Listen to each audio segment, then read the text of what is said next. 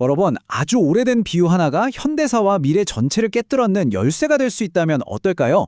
오늘 우리가 함께 살펴볼 이 자료는요, 바로 그 이야기를 다루고 있습니다. 성경 속 하나의 비유가 어떻게 특정 역사적 사건과 딱 맞아떨어지면서 미래를 보여주는지 그 놀라운 해석을 한번 따라가 보려고 합니다.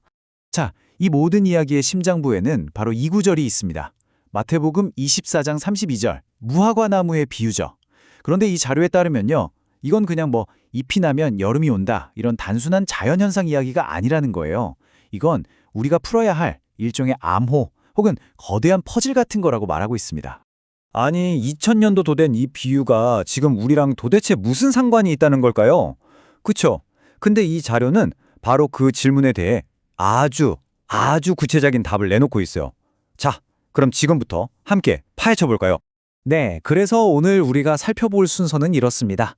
먼저 무화과 나무 비유가 뭔지 알아보고 이게 어떻게 1948년이라는 해와 연결되는지, 그리고 징조나 예언의 목적은 뭔지, 또 앞으로 올 환란과 최종적인 구원의 시나리오까지 차근차근 짚어보겠습니다. 자, 그럼 첫 번째 이야기부터 바로 들어가 보죠.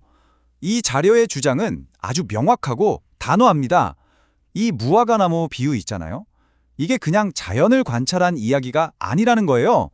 이건 바로 마지막 때, 즉 세상의 끝을 알리는 아주 구체적인 예언적 징조라는 거죠. 그렇다면 이 비유가 가리키는 그 사건이라는 게 도대체 뭘까요? 자, 바로 여기서부터 이 해석의 가장 핵심적이고 어쩌면 가장 놀라운 주장이 시작됩니다. 이 자료가 지목하는 단 하나의 해가 있습니다. 이 모든 예언이라는 거대한 퍼즐을 푸는 마스터키 같은 연도죠. 그건 바로 1948년입니다. 자, 그럼 왜 1948년일까요? 정말 흥미로운 지점인데요. 이 자료의 핵심 주장은 이거예요. 성경에서 말하는 무화과 나무가 연한 가지를 내고 잎사귀를 낸다는 게 바로 1948년에 거의 2000년 가까이 흩어져 살던 이스라엘 민족이 다시 모여서 독립국가를 세운 사건을 상징한다는 겁니다. 정말 대담한 해설이죠? 그러니까 이 해석 안에서 1948년 이스라엘의 독립은 그냥 세계사 책에 나오는 하나의 사건이 아닌 거예요. 이건 뭐랄까, 모든 마지막 때 예언들의 출발 신호탄 같은 거죠. 탕 하고 총성이 울리면서 성경에 기록된 다른 모든 예언들이 이제 본격적으로 시작됐다는 걸 알리는 거대한 분기점이라는 주장입니다. 근데 문득 이런 생각이 들 수 있어요. 아니, 왜 굳이 이렇게 복잡하게 징조 같은 걸 보여주는 걸까요? 그냥 알려주면 안 되나? 이 자료는 그 목적이 아주 분명하다고 설명하는데요. 그 이유를 한번 같이 보시죠. 결론부터 말하면 징조와 예언의 가장 큰 목적은 바로 믿음 때문이라고 합니다. 믿음을 만들어주고 또 이미 있는 믿음을 더 단단하게 하기 위해서라는 거죠. 여기 요한복음 9절을 보면 예수님이 그러시잖아요. 너희는 표적과 기사를 보지 못하면 도무지 믿지 않는다고요. 그러니까 눈에 보이는 증거를 통해서 사람들이 믿을 수 있게 하려는 그런 의도가 있다는 겁니다. 이 자료는 이런 징조를 사용한 주요 시대를 크게 세 번으로 나눠서 설명해요. 첫 번째는 출애굽 시대.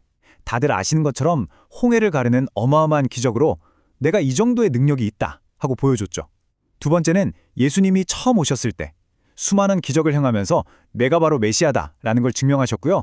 그리고 마지막 세 번째가 바로 지금 재림의 때라는 겁니다. 이때는 앞으로 일어날 일에 대한 예언 그 자체가 바로 봐라, 내가 말한 대로 되지 않느냐 하는 증거가 된다는 거죠. 여기서 또 궁금한 게 생기죠. 아니, 왜 이렇게 예언이 이루어지기까지 거의 2000년이나 되는 긴 공백이 있었을까요? 이 자료는 그걸 예언의 막간, 그러니까 연극의 쉬는 시간 같은 개념으로 설명해요. 이 기간 동안 두 가지 일이 동시에 일어났다고 보는데요.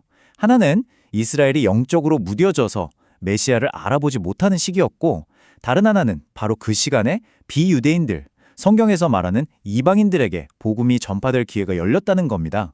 로마서에 나오는 바로 그 이방인의 때를 말하는 거죠. 자, 그럼 1948년에 출발 신호탄이 울렸다고 했잖아요. 그럼 그 이후에는 어떤 일들이 벌어질 거라고 이 관점은 보고 있을까요? 이제 미래에 대한 예언으로 한번 넘어가 보겠습니다. 예레미야서에 나오는 야곱의 환란의 때라는 표현이 있어요. 이 자료는 이 시기를 앞으로 닥칠 7년간의 대환란과 똑같은 것으로 보고 있습니다. 말 그대로 역사상 한 번도 없었던 그 어떤 고난과도 비교할 수 없는 엄청난 시련의 시간이 될 거라는 거죠. 하지만 중요한 건 9절 마지막에 나오는 말이에요. 그러나 그가 환난에서 구하여 냄을 얻으리로다. 결국엔 구원받게 된다는 희망이 있다는 겁니다. 특히 이 대환란 중에서도 정말 가장 혹독한 기간이 있다고 하는데요. 그 기간이 성경에 아주 구체적인 숫자로 나와 있다고 이 자료는 강조합니다. 바로 42달. 다른 곳에서는 이걸 한 때와 두 때와 반 때라고도 표현하는데요. 계산해보면 똑같이 3년 반이라는 기간입니다. 자, 이렇게 끔찍한 고난의 시간이 지나고 나면 이 거대한 예언의 드라마는 과연 어떻게 끝을 맺을까요? 이제 이야기의 클라이맥스, 그 절정으로 가보겠습니다. 이 모든 이야기의 극적인 전환점, 터닝 포인트가 바로 이 부분입니다. 이 자료에 따르면 그 환란이 최고조에 달했을 때, 바로 그 순간에 이스라엘 민족 전체가 마침내 자신들의 메시아를 깨닫게 된다는 겁니다. 그리고 민족 전체가 참여하는 거대한 회개가 일어날 거라고 말하죠. 이 정말 가슴 아픈 회개의 순간이 구약 스가랴서에 그려져 있는데요. 그들이 그 찌른 바 그를 바라보고 독자를 위하여 애통하듯 하며 와 정말 자신들이 거부하고 십자가에 못 박았던 그 메시아를 마주하고 외아들을 잃은 부모처럼 통곡하게 될 거라는 예언입니다. 놀라운 건 이 구약의 예언이 신약의 마지막 책 요한계시록에 나오는 재림 장면과 소름 돋게 일치한다는 거예요. 그를 찌른 자들도 볼 것이요 땅에 있는 모든 족속이 그로 말미암아 애곡하리니 구약과 신약이 수백 년의 시차를 두고 정확히 같은 장면을 예언하고 있는 거죠. 그래서 이 자료가 그리는 대망의 피날레는 바로 이 장면입니다.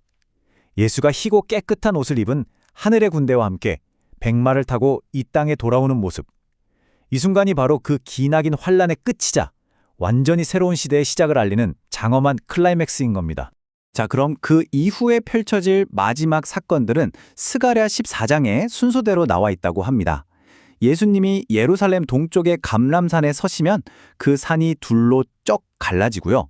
그 다음에 주님께서 직접 예루살렘을 공격하던 모든 나라와 싸워서 승리하시고 마침내 이 땅에 신의 왕국을 세우시면서 모든 이야기가 마무리됩니다. 자, 오늘 우리가 함께 따라온 이 해석의 논리를 쭉 생각해보면 결국 이런 질문이 남게 됩니다. 만약에 정말 이 해석대로 1948년 이스라엘의 독립이 마지막 때를 알리는 무화과 나무의 첫 번째 징조였다면, 그렇다면 우리가 지금 이 시대를 살아가면서 다음으로 주목해야 할 징조는 과연 무엇일까요? 이 자료 분석은 바로 이 묵직한 질문을 우리에게 던지며 끝을 맺습니다.